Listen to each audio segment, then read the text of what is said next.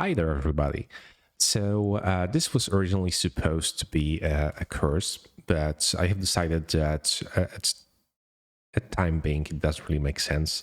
So I'll just release this all to YouTube. And in this video, I will show you basically everything I know about Laravel and how, in my opinion, to build software for Laravel that's just great.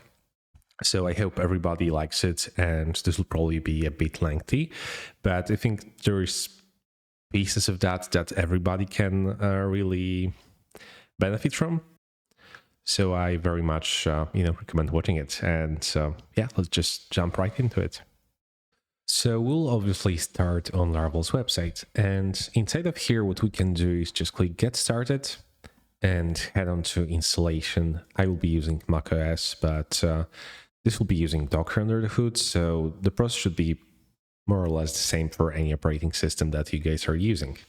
Now let's go to terminal, and inside of here, I will go to desktop code because that's where I'm keeping all of my code projects. Let's paste that comment and let's replace the example app with the name of our application. So in our example, it will be, like YouTube tutorial or something. And let's wait for it to finish installing, which will take probably, depending, but yeah, it will take a second. I will be using the latest version of Laravel and PHP 8.2 for this tutorial. And that's what I recommend, since these are the newest technologies that we have available here. And now the Laravel's installation is complete, but we are waiting for the Docker containers to finish. You may ask, why are we using Docker? That's a great question. And if you're just a solo developer, you don't necessarily have to do it. The nice benefit of that is that whenever you have a team and you want everybody to have the same environment, Docker comes in really useful, because then you don't have issues where you can just say it works in my machine, right? Because everybody has the same version of the project and the same, in a sense, machine that's running that project. So this will mitigate a lot of problems in development.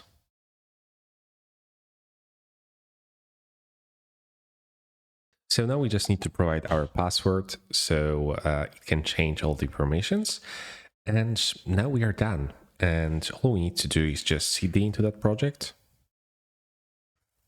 and just do vendor bean sale app with D flag, which will just means detached, so we don't have to have this window active for the application to be running. It'll just be running in the background.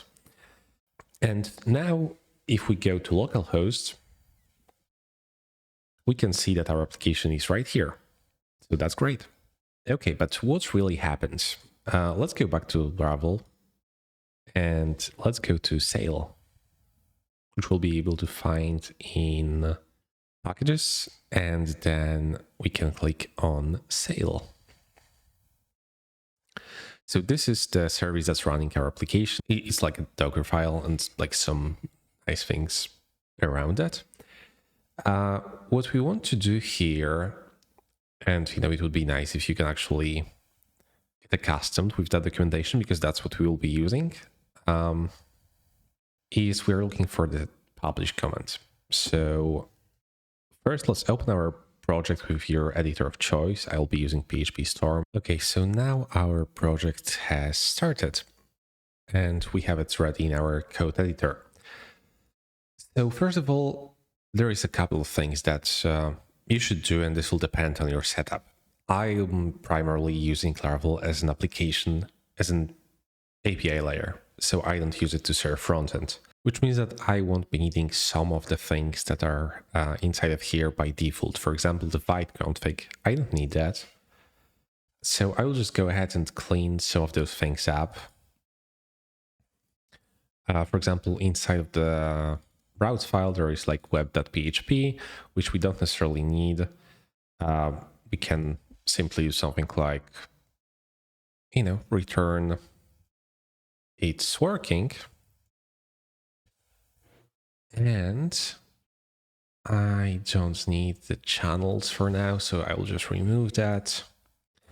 I don't need the console command. inside of here, I'm using something completely different. So honestly, I will never use that. We can just go ahead and remove that file and then go to that file that references that and just remove this thing inside of here. We can remove this. We can probably, no, we won't keep that file for now, but yeah, let's remove that inside of our API. This can stay for now. In our resources, I don't need the welcome view. I don't need the JS and CSS frontend. The view folder itself will be useful for notifications. Our public folder is fine. Inside of our database, we can keep that for now. We'll be adjusting that later. In our migrations, there's a couple of things that I don't like. So for example, the timestamps can be nullable. I don't find that to be super useful. So we could create a macro, or we could just change the stub. And what I do instead of that is just remove the nullable, do use current. And what this does is it basically creates a database trigger. So whenever there is a new model, it will be automatically filled with the current timestamp. And for the update that, what I also like to do is use current and update. So if we are editing the model directly from the database, this thing will be updated. And I don't really find these them being nullable as something that's useful to me. Same goes here. We'll do use current.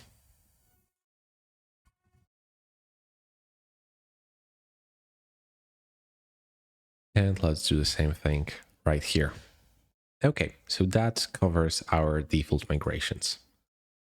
Now our factories, they are fine. We don't really need to touch our configs. The bootstrap is kind of internal. And inside of here, you know, all of these are, generally speaking, fine. Okay, so with that cleared, we can think about the next steps and how to create the best project ever. And one of those things would be creating a project that's a bit faster than what we have by default. And I forgot to remove package.json, which we don't need currently as well. So again, let's check our application. We can see that it is indeed working. And yeah, so like the next step would be to publish that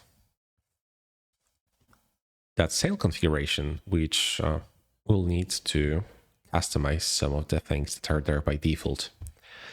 So what we can do is we can do docker exec it, and we can pull our container name. So the container name will be your name of your project. So YouTube tutorial, that's what we added. That's what we pasted in that comment when installing the application. And we can always see how is that container called. So it will be laravel.test-1. So let's do laravel.tests.1.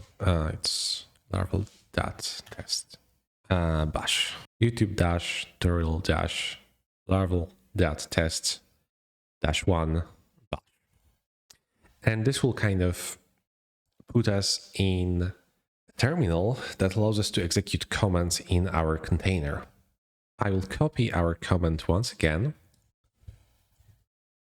and I will just do PHP artisan sail publish. What it does is it creates our Docker folder, and inside of here we'll be able to see our PHP versions. I'm not going to be using 8.1 or 8.0, so let's remove them. And we are left with our 8.2 folder. And this will expose to us the files that are used under the hood to create our application. So we can see all of the packages and everything else inside of here. So that's great. Now, why do we need that? First of all, it's nice to know where you can edit stuff, to install more packages, maybe you need Puppeteer. You can add it directly inside of this command and it will be installed whenever you rebuild a container. But what we need that for is to install Octane. And what is Octane? Well, PHP and Laravel are not really known for their speed by default. We kind of want to squeeze that performance, and Octane allows you to cache your application layer and create workers that will be able to serve requests that are incoming to the application, which results in much faster applications. So unless you have a good reason to not use it, I would highly recommend using that. So let's just install that into our container and then copy the install command after the composer stops installing things. So let's install Octane. We want to use Soul, and we can scroll down to Soul via Laravel sale. And we already published that. Now we need to update the command that runs in our supervisor file. So we can see that right here. And let's just paste that command, and we can see a couple of differences. First of all, it's not going to use artisan serve, it's going to use Octane start. However, what's not good is that if we were to compile, if we were to rebuild the container, this would just start the server and any changes we make to it wouldn't be reflected. And that's because, again, the application layer is cached. So in order to, disable that kind of in our local environment, we need to watch for file changes. And to do that, we need to add the watch flag. It uses Node under the hood, so we'll also need to install a package in our root directory. So I will just do that. We'll save choke there, which looks for file changes under the hood. And that's all we need to do. So now what we can do is exit out of our container. We can close our container, rebuild it, and put it back up. And this will, take some time. There is one more thing before we do it. In our Docker Compose file, there is a service name, and it's Laravel.tests. I really don't like it. I prefer it to just be like PHP. So if we do remove that, when the project is rebuilding, it is not going to create this. Oh, it disappeared already. That's right. It's not going to rebuild this Laravel.tests, one container. It's just going to create a PHP container, which is more easy for me to remember. Okay, so now you can see that this container that we have recreated has a different name. So we can just use that to kind of like SSH into it.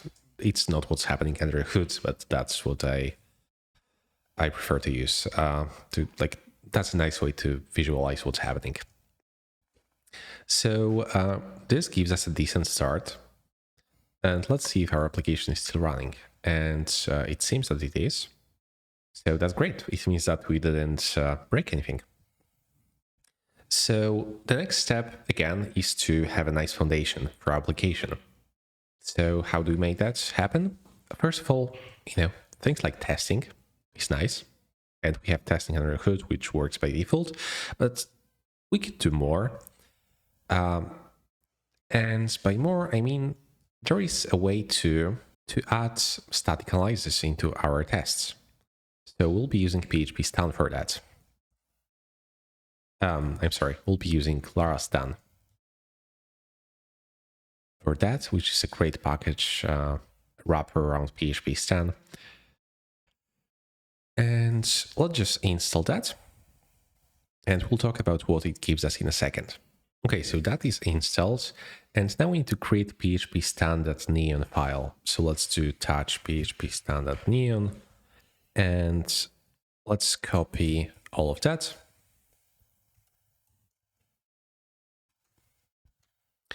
Let's just paste the content here.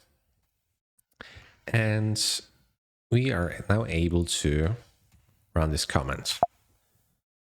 And what it will do under the hood is it will take all our files of our application and analyze if there are any problems with them without like running the application.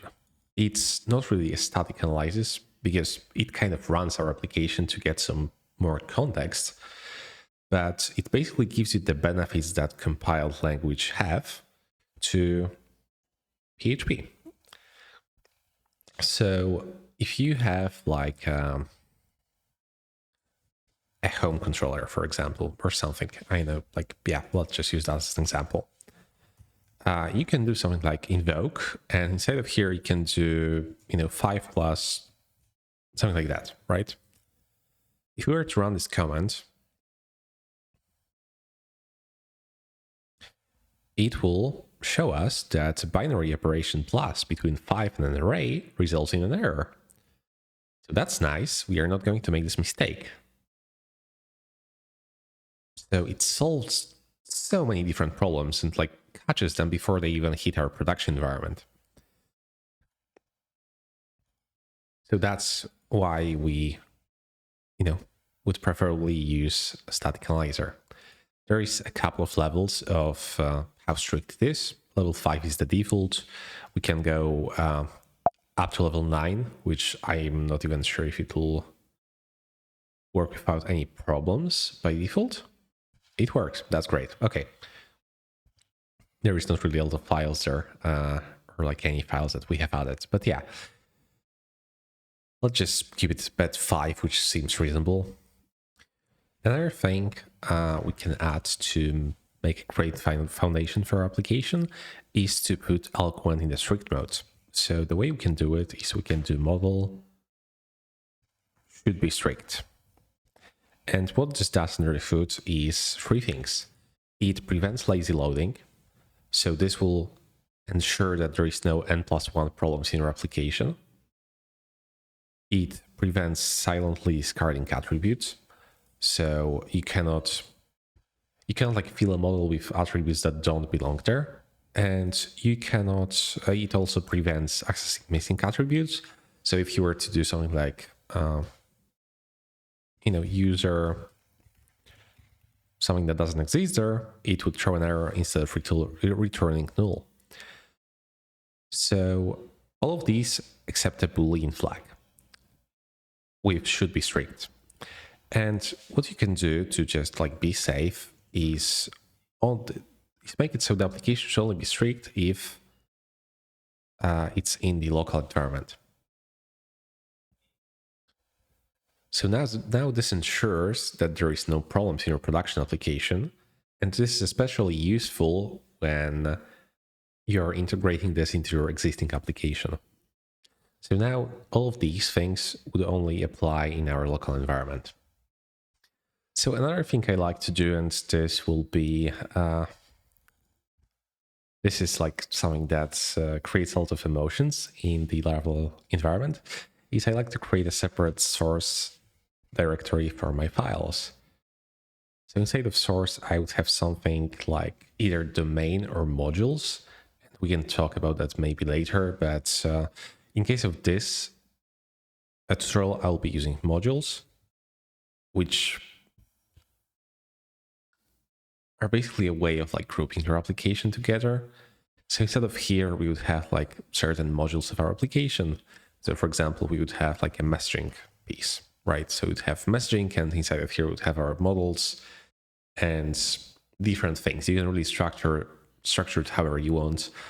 Modules are like a lightweight version of DDD that kind of accomplishes the same thing as DDD without trying to be really strict about it and creating this really hard separation layer, which is really good in certain cases, but if you don't have a good reason to start with DDD from start and like be super strict about your application layer and your domain layer, you can just start with modules and make your life a bit easier, in my opinion.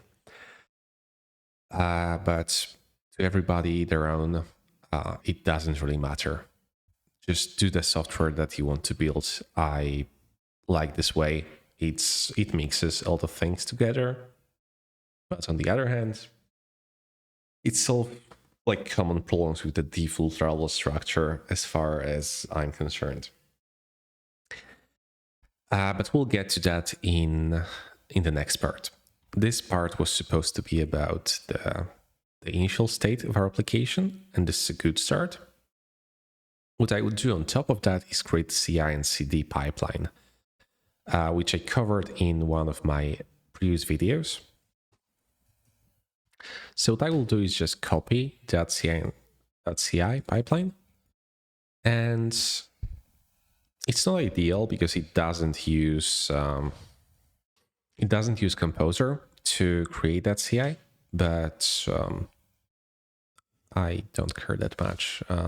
I'm not a DevOps expert. I just want to write software, so I will just do whatever I did in that episode to make that work. And there will be a link in the description to that episode if you're interested in that. So it will run our tests. And what we can do on top of that is we can do run Larastan. So it will kind of enforce that we have a proper, we have no like code problems there. So we'll just do vendor bin PHP stan analyze. And there is one more thing that we could do. We could install Laravel Paint, which is like a tool built on top of PHP code style fixer. And what it will do is when you run like a command like this, it will show you the problems that you have with your code. It's also able to solve those problems. I'm not a fan of the default configuration, but I will customize this in between episodes and will probably fix that and show you like how I prefer to do things. But adding that into our pipeline will be able to enforce that the proper styling is applied.